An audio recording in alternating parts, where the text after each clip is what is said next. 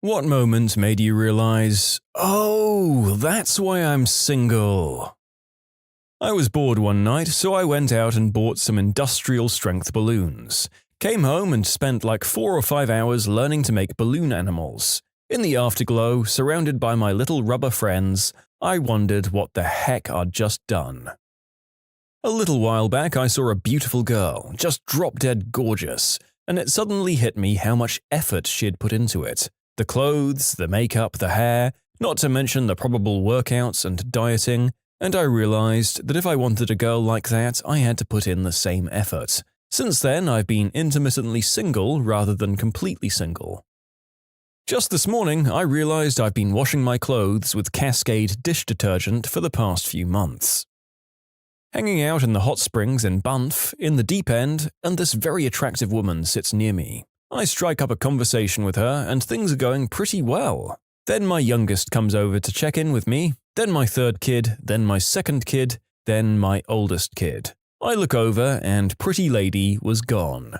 Well, try being a single mom with a special needs kid. I might as well have flamethrowers instead of chesty bits and a double-headed Johnson. My job title on Facebook said Dragonborn for about 2.5 years. That might have been it. Finally alone with a cute girl I've been crushing on since orientation week of university. We're in the basement of a campus building, cleaning out a storage room for a student group. I'm desperately trying to make interesting conversation, and being the smooth ladies' man that I am, I bust out this line. So, do you think there are any security cameras down here? Catching my reflection in the TV after I'd dropped the spoon on the floor and had just started waggling my finger around in the Nutella jar to get the last bits out. Don't be too hard on yourself there. I think everyone's had that moment where they see a grotesque reflection of themselves eating food. I think for people in relationships, the thought is just usually more along the lines of, how am I in a relationship when they see these? On Valentine's Day, I photoshopped a picture of a date, the fruit, to look like it was on fire and posted it to Facebook, saying, "Got a hot date tonight." Huh! I sat down at my record player with all of my 45s and posted a picture on Facebook saying I was hanging with a bunch of singles. I feel like we should be friends. If we could somehow combine both of our puns into hot singles in your area, we'd be kings. Or idiots. I was on a date and had an itch on my chin, so I scratched it while talking to her, and it turned out to be one of those zits that just bleeds and bleeds. I usually have to show my newly acquired skills to someone. I can proudly put the following thing on my resume. Pretty good with a yo-yo. Can solve a Rubik's Cube. Can make balloon animals. Pen spinning. Can make the whole Q-tip disappear in my nose. Can almost swallow a whole hot dog without puking all over self. Oh my. I was at a bar once, after work, chatting up a gorgeous blonde. Things were going so absolutely swimmingly. I mean, joking, having fun, her literally grabbing my hand and putting it on her chest. It was late and we were drunk, and it was that kind of dive bar sort of place. And what happens next? Nosebleed. Fricking nosebleed out of nowhere. I'm not prone to them, I don't get them, but I did then. The last time I was at a bar with my buddy, I walked us over to 2 girls and just opened with, "What's the worst thing that's ever happened to you?" My buddy's head just dropped with a long sigh. A drunk woman came into a supermarket where I was working and tried to convince me to go out with her daughter, who was quite attractive. It then somehow came to her showing baby pictures she had of one of her other children, I think, and then I said, "That one's a bit young for me." Bam. The mother freaked out at my shockingly tasteless joke, and any chance I had with her daughter was gone. Just why I thought that joke would be a good one to make at that moment, I have no idea. Hey, you weren't the one drunkenly pimping out your kid at a supermarket. A nice girl, just after I graduated university, explained to me why I was single. In university, and shortly after, I would grow a little white boy afro and had these huge mutton chop sideburns. In university, it actually worked out for me when I grew it out. I'm at a small house party and see a girl I find attractive. I walk over to her and try striking up a conversation. She said, "You're not 20 anymore, grow up. You're not getting any girls like that." I cut the hair to corporate world appropriate levels, lost the mutton chops, and it turned out she was right. Way more success after I did that. If you're out there, mystery party lady, thanks for that. I think the last time I approached a girl at the bar, I opened with, "What's your favorite dinosaur?" I was at a bar with a few girlfriends when a group of guys approached us to chat. They introduced themselves and shook our hands. One introduced himself to me and said, "Nice to meet you, I'm Mario." I couldn't help but respond with, "It's-a me, Mario," in a horrible Italian accent. In my defense, I was buzzed and he was wearing a bright pink polo with the collar popped, a huge white watch, and hair that was most definitely inspired by a cast member from the Jersey Shore. I figured maybe he'll have a sense of humor. He was not amused. A few weeks ago, I asked myself why I was single. I was on my lunch break from work, and there I was, sitting in my parked car, by myself, listening to weird 70s jazz. Oh. I made a Skyrim reference in conversation with a girl I was interested in. It took me a while to shrug it off. If she's not into Skyrim, you need to look elsewhere. Happened to me too, except the guy then yelled into the bar very loudly, "Oh my god, you're a nerd!" He laughed and then started flirting with my friend. I no longer existed, so my sneak increased.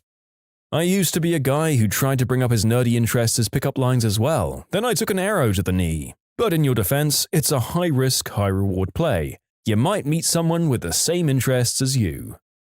Married now, but this was my youth. I've got no game. None. And here's a couple of attempts I made at asking a girl out. Story 1, I was in my early 20s and had a buddy of mine staying with me. We went out for breakfast and this gorgeous woman was our waitress. She was maybe 19, perfect figure, hair down to the small of her back, absolute stunner, and in a low-maintenance kind of way. I wanted to ask her out, but I couldn't find the courage to do it. At one point, I literally got up, walked halfway over to her, then turned around and sat back down. My buddy is talking me up the whole time. "You can do this. She's waiting for you to ask. Look at her. She's just waiting for you. I've seen the girls you date. You can get her." Girls you date was one attractive ex-girlfriend, by the way. I chickened out. We went to the gym, where the whole time he's trying to embolden me. How could she resist these muscles? What muscles?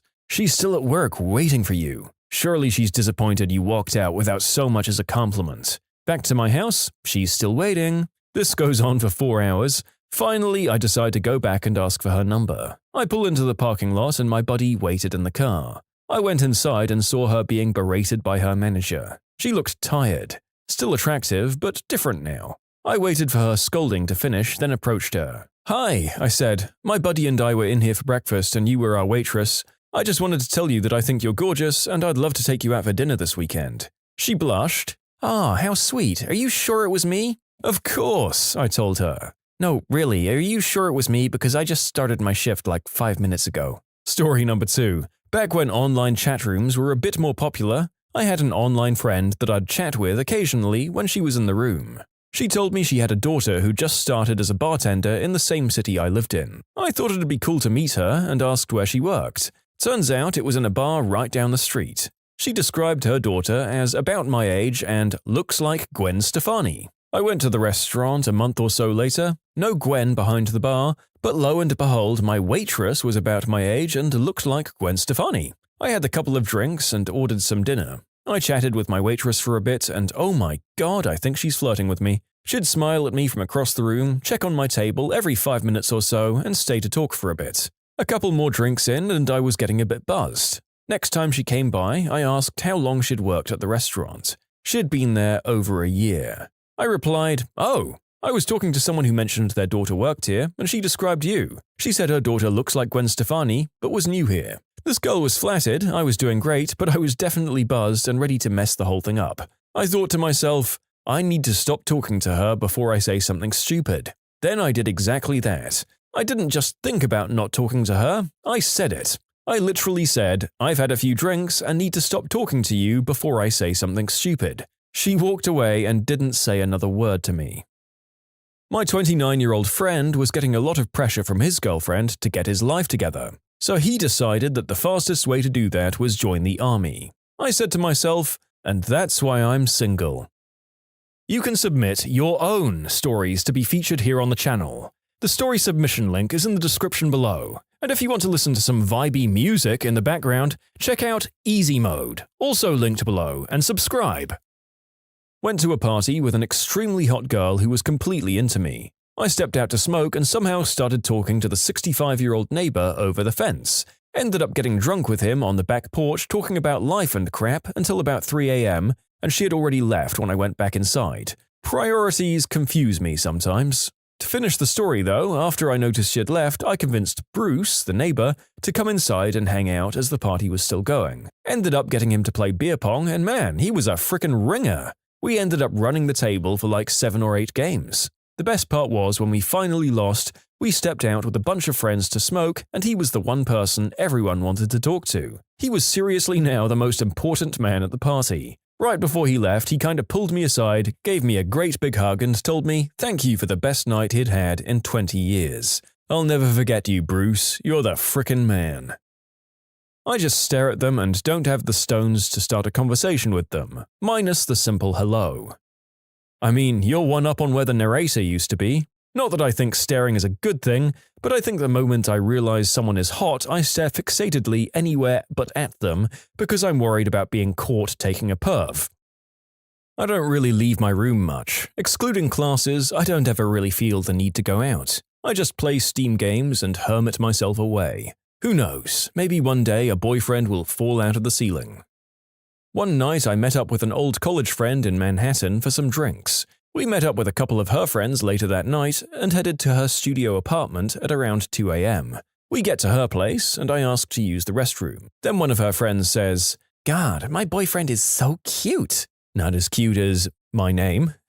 Shush, he can hear you. Yes, I can hear you. I come out of the bathroom and immediately try not to make eye contact. I play with her chihuahua for 10 minutes while the Yankee game encore is playing on the TV. Her friend falls asleep on the couch and then she, my interest, looks at me. "Come over here and sleep for a bit." No, I can't. My car's parked at the street where I have to move it at 6 a.m. and that's in like a couple of hours. "Don't worry, I'll wake you up." No, I'll just stay awake. "You sure?" Yep. An hour passes by, I wake up her friend who's sleeping on the couch and give her a ride home. I get home at around 7 a.m. and think through my life choices over a J and a cold one. In short, I didn't want to get a parking violation. That's why I'm single. So you see, what I did was write a whole new scheduler which now runs multiple threads in parallel. What I do first is calculate the number of records read from the database in the last hour, divide by total records, and they always increase BT-dub to create number of threads. Then it loops through that many times and does that thread thing. I can positively say that I increased processing time by X times. That was my response to, "What do you do in your firm?" asked by a pretty girl in the bus whom I had a chance to chat with. I'm not a very smart person. I've sworn off dating till I'm employed and making a living wage again. In my current state, I wouldn't be a boyfriend. I'd be a burden. Not going back to the dating pool until I'm the kind of guy I wouldn't mind seeing my own hypothetical daughter date. Gather round, it's story time. This actually happened some time ago, still living at home with my parents. I was about 16 at the time. So my mum comes home one day and tells me she found a little purse someone apparently forgot at a department store. I still remember what it had in it. I took it, opened it. It had like $20 in it, some lip gloss, some school ID, and a piece of gum. Now, it wasn't much, but it was someone else's belongings and I wasn't about to keep them. Now, none of the things in her purse had any personal info other than her name. No phone number, no address, no nothing. So only thing I could come up with was to look up the school's name, call and ask if she was a student there. And so I did. I called, explained the situation to whoever was on the other end of the line, but lady on the phone told me she couldn't give me any info on her because it was against policy. That actually made sense, right? I mean, it would be kind of messed up for them to give me any information I wanted on her just because I knew her name and where she goes to school. So I told them I'd give them my contact information and asked them to locate that girl, tell them about the purse and give her my info in case she wanted it back. A couple of days went by before I got the call. She sounded appreciative and all. Turns out she lived pretty far away, but she had some sort of class near my house on Saturdays, and we agreed to meet at a McDonald's halfway between her class and my house. Saturday comes, I go to McD's and wait. I didn't wait long for her to show up, and when she did, she seemed really happy and thankful. She told me I could keep the money if I wanted to. All she really needed was the school ID card. I said no, of course. I told her that it was her money and that it didn't seem right for me to keep it for any reason. She thanked me again and said, she said, "Well, if you won't take my money, let me at least buy us some ice cream." I said no again. Again, I told her it would feel wrong to have her spend money on something I did just out of being a nice guy. I remember her sounding disappointed when she said, okay. So I said something to the effect of, "All right then, see ya."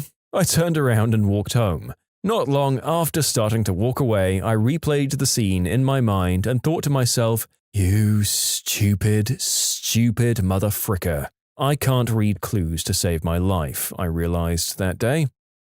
You poor, poor man. Still though, your stupid, stupid mother effer came from someone else making all the effort on you. Most of us say stupid, stupid motherfricker at ourselves after something we've done and got turned down for. So count yourself lucky. I'm too scared of rejection to make a move, and that's why I'm single. Besides low self-esteem and the slew of normal issues, it's things like the fact that I have Riverdance music on my MP3 player. I left my college library at night, and halfway down the hill, the girl who was walking in front of me turns around and starts just talking to me. She says she saw me in the library and asked to walk with her. Thinking nothing of what was happening, I walked with her and just talked about random crap. I got to my block and just said, "Nice to meet you," and bye. When I got to my door, I realized, God freaking damn it. I completely blank when girls look at me with that look and start flirting with me. I even had a couple of beers beforehand. Damn it, I'm so awkward. About 5 minutes after I've been talking to a girl, my reaction usually goes something like this. "That was nice," followed several seconds later by me reliving every potentially awkward thing I might have said and done.